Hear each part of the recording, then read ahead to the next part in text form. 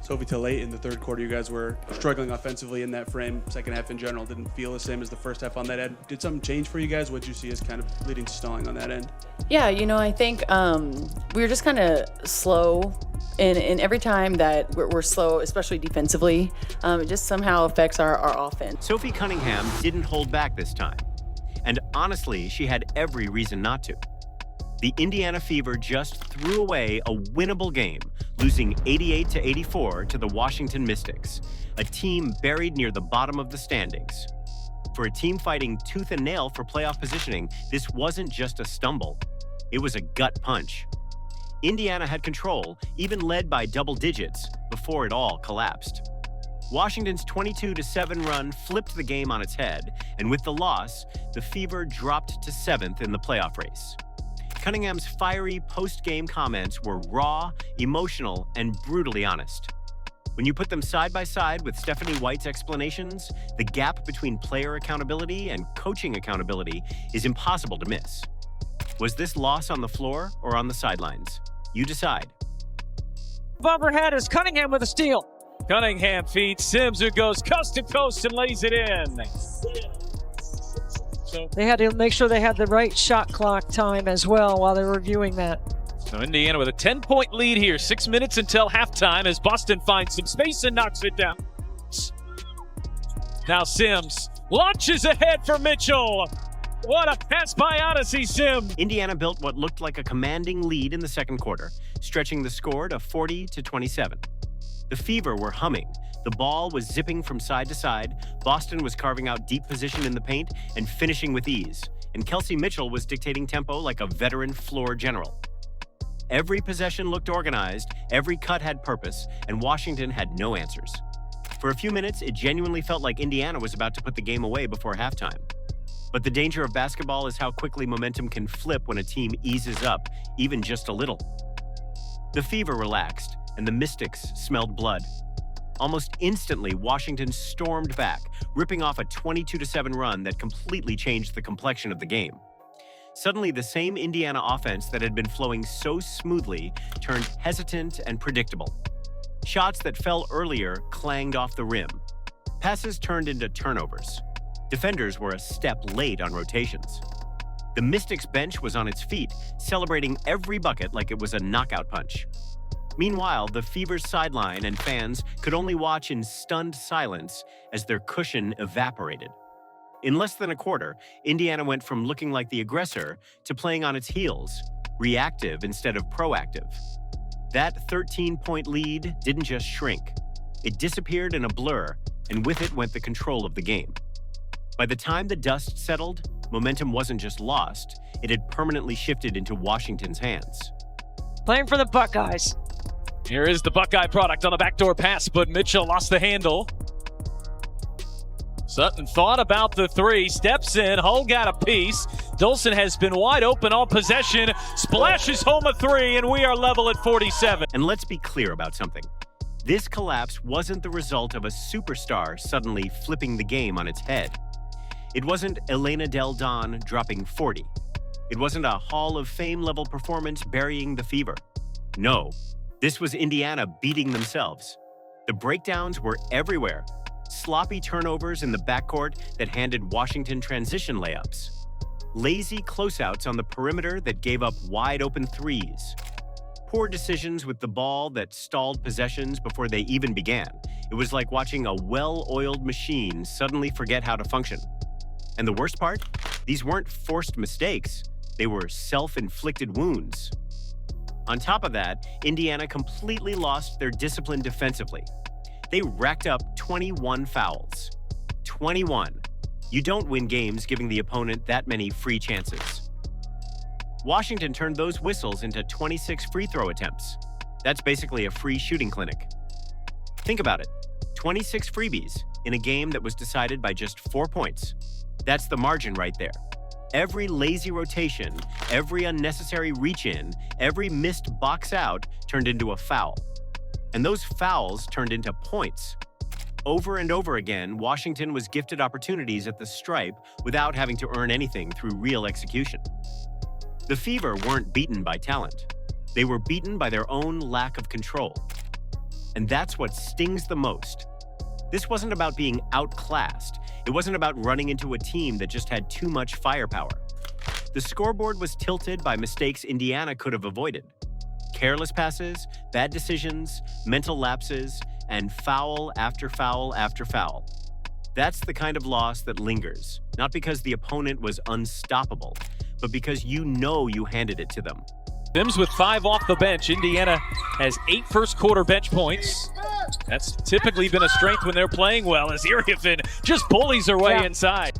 Now Citron being guarded by Lexi Hull. Hull goes over the screen, defends her really well. Citron just has to fire it up, and a circus shot for Citron. Making it sting even more? It wasn't seasoned veterans who broke Indiana down. It wasn't future Hall of Famers putting on a clinic. No, it was Washington's young guns, players still carving out their names in the league, who carved Indiana up possession by possession. Take Sonia Citron, a rookie. Someone who doesn't yet have the resume, accolades, or spotlight of Indiana's stars. And yet, she looked like the most composed player on the floor. She played with poise beyond her years, hitting tough shots, stepping into rhythm threes without hesitation, and calmly dismantling a defense that was supposed to dictate the pace. She finished with 21 points, but the number doesn't even capture how steady she looked while Indiana unraveled. Then there was Shakira Austin. Not a household name, not someone the Fever should have been powerless against. And yet she muscled her way to 18 points and 12 rebounds.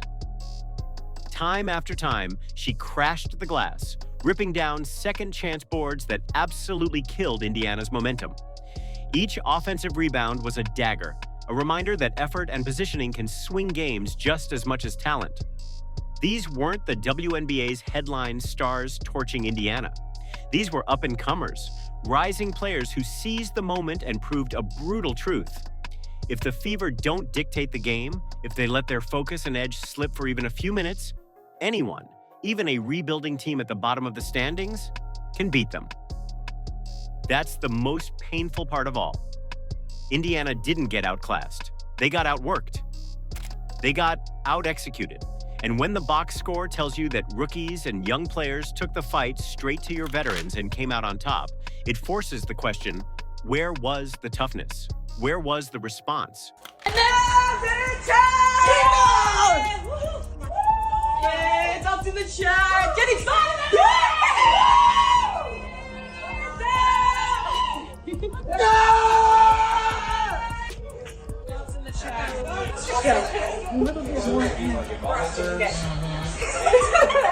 Why at the same time? Because I'm you and you're me. We switch bodies. Zubbed in the chat.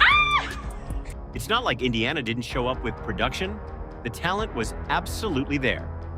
Aaliyah Boston was everything you expect her to be. Dominant inside, composed under pressure, and relentless on the boards. She poured in 20 points and grabbed 9 rebounds, a steadying presence in the paint that gave Indiana balance every single time Washington tried to pull away. When things got chaotic, Boston was the anchor. Kelsey Mitchell played her part too. In the first half, she wasn't just scoring, she was orchestrating. She mixed in playmaking with her usual shot-making, creating chances for teammates while still finding her own rhythm. Her ability to control possessions early on was a big reason the Fever built that double-digit cushion. Then there was Sophie Cunningham, the spark plug who always seems to bring energy in ways that go beyond the box score. She hit shots, she brought her defensive edge, and she injected emotion into a game that desperately needed someone to push back when Washington started swinging momentum. Cunningham's fire is contagious. You can see teammates respond every time she dives on the floor or gets in someone's face defensively. Lexi Hull added the kind of effort coaches always preach about but don't always get. She wasn't the top scorer, but she played her role with energy, whether it was chasing shooters, fighting over screens, or keeping possessions alive with hustle. Her fingerprints were on stretches where Indiana kept Washington from completely taking control. So, no, the Fever weren't undermanned in terms of talent or effort. The pieces to win were right there on the floor. Boston was producing like a franchise cornerstone. Mitchell was handling the playmaking load. Cunningham was setting the emotional tone. Hull was grinding out the dirty work. From top to bottom, the players delivered enough to win this game. And that's exactly why it stings. Because when the roster gives you production, when the effort is there, and when your stars are performing, yet you still walk off the floor with a loss, it says the problem wasn't execution, it was direction. The Fever had the players. What they lacked was the plan to finish the job. Hull gets it into Boston. Hand off Mitchell. Indiana has to hurry. Lob back for Boston. Boston finishes. It's a 2-point game, 5.9 seconds remaining. This is the pattern that's haunted Indiana all year.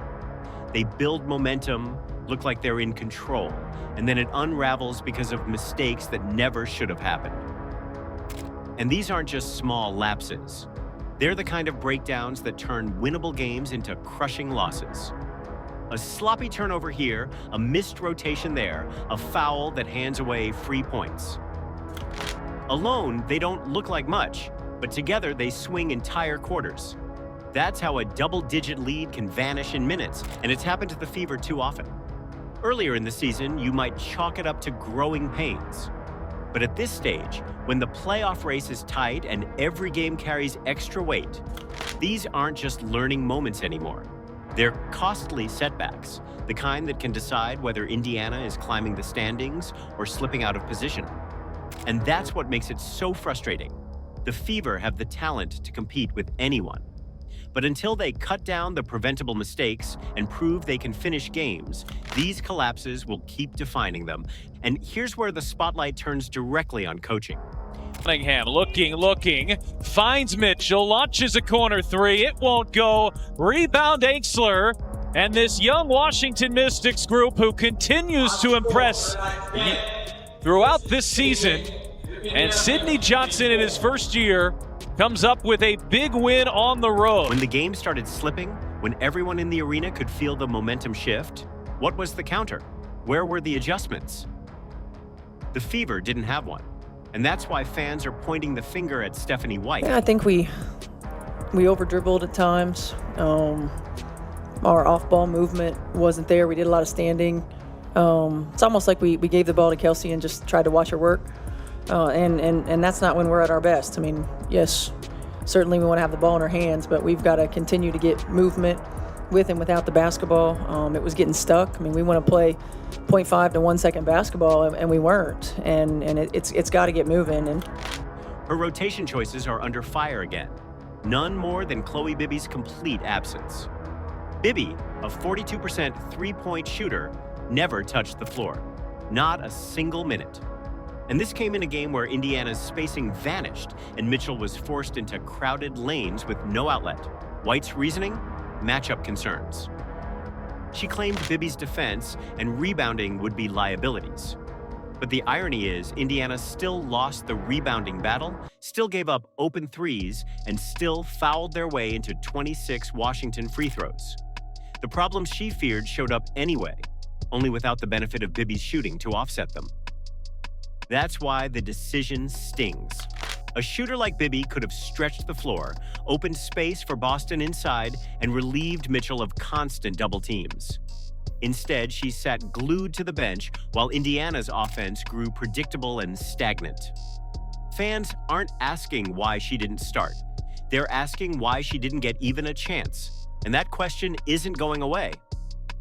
Chloe Bibby tonight, were there thoughts maybe plugging her in to try and spark the offense a little bit, or what was the decision behind not playing her tonight? yeah, there were some thoughts. I think that it matched up defensively more than anything with the way that we were going to try to play them, or in some of our switches and things like that. So that was mostly the reason. And then just with the rotation, was it just those eight or seven that you ran with? Was it just they were flowing well and you wanted to just leave that going, or what was the thought there? Yeah, I think some of it was defense. Being able to execute the type of defensive coverages that we wanted to have against this, the way that they play. Then came White's post-game comments, and they only added fuel to the fire. She admitted the offense kept getting stuck, that too many possessions boiled down to handing the ball to Kelsey Mitchell and watching her try to create against 2 or 3 defenders. Fans immediately latched onto that phrase, getting stuck, because it summed up exactly what they had just sat through. Possession after possession looked predictable, heavy, and stagnant. But here's the problem. If your offense is stuck, that's on the coaching staff to unstick it. That's when you adjust, space the floor better, run sets to free shooters, or even throw out a different look to keep the defense guessing. Indiana had options. A 42% shooter like Chloe Bibby was available. Boston was commanding double teams in the paint, and Cunningham had proven she could make plays when given touches.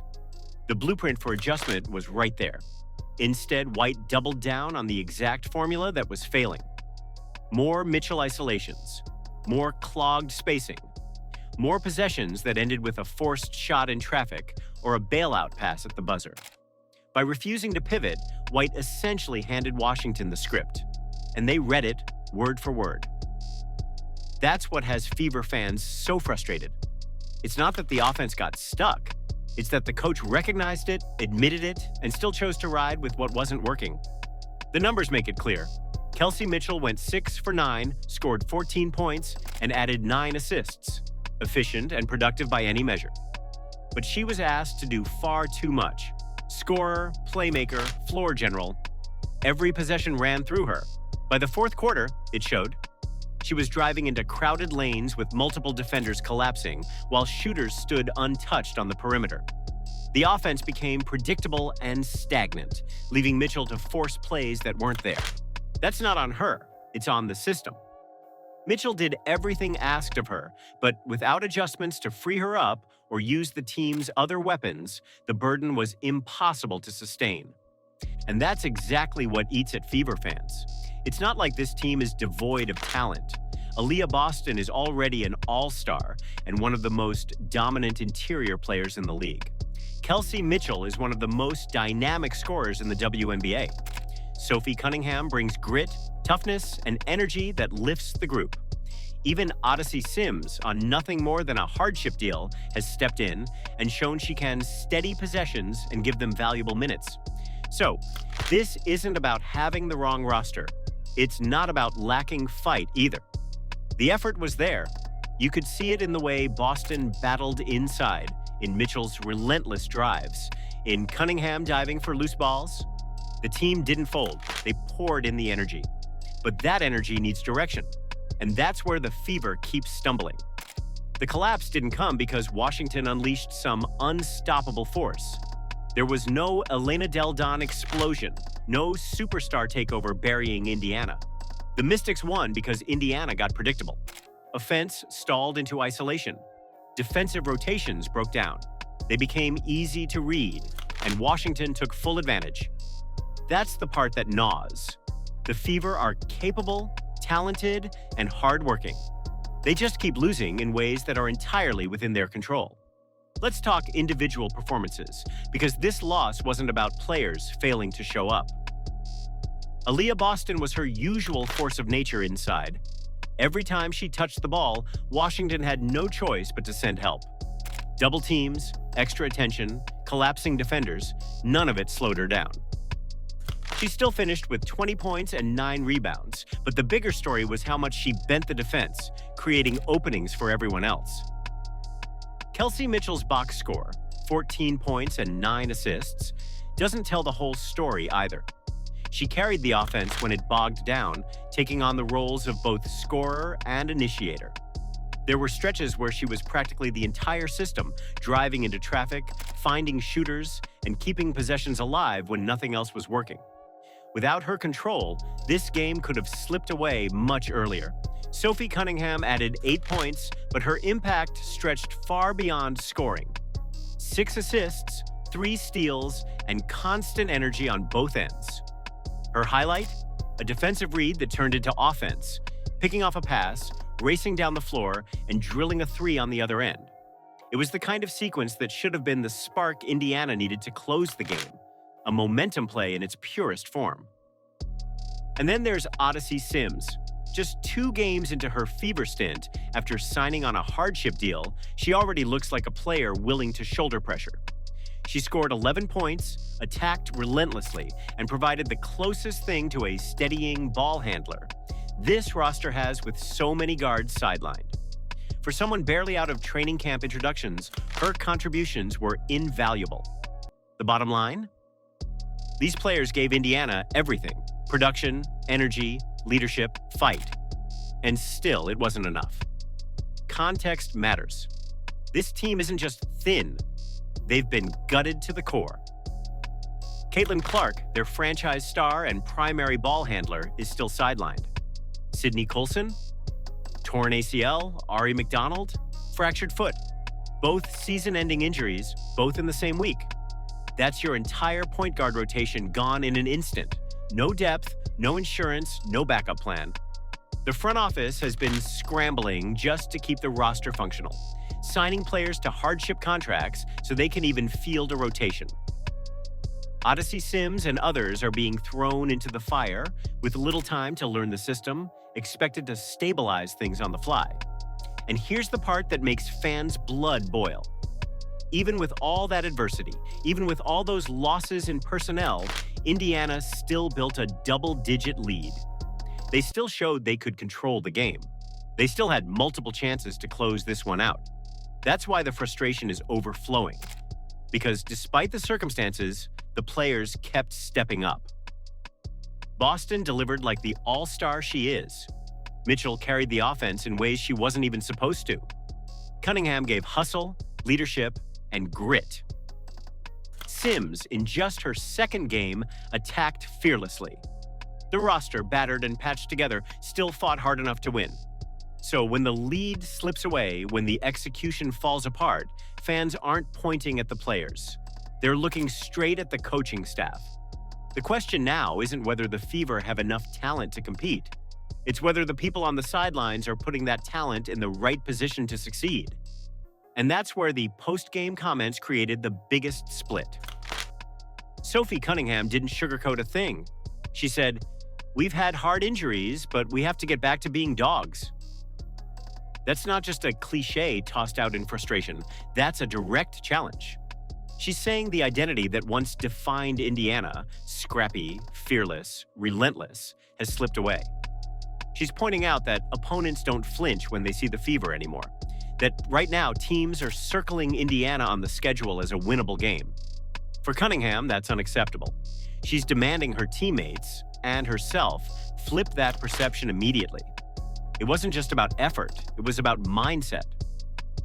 Being dogs means taking pride in every loose ball, setting the tone physically, and refusing to let momentum swing without a fight. Her message wasn't subtle. The Fever's edge is gone, and it has to return if this season is going to mean anything. White, on the other hand, pointed back to fouls, stagnation, and injuries. All true, but all surface level. Fans don't just want identification of the problems. They want accountability for the solutions that weren't made in the moment. The divide is clear. Players are demanding edge and toughness, while the coach is explaining technicalities. That disconnect is at the heart of Indiana's issues right now. So, where does Indiana go from here? That's where you come in. Was this loss more about injuries and a shorthanded roster? Or was it coaching decisions that left solutions on the bench? Should White be held accountable for rotations and adjustments? Or should she be given the benefit of the doubt until Clark returns? Let us know in the comments. And make sure to like, subscribe, and turn on notifications so you don't miss what's next. Click the video on screen. We'll see you in the next one.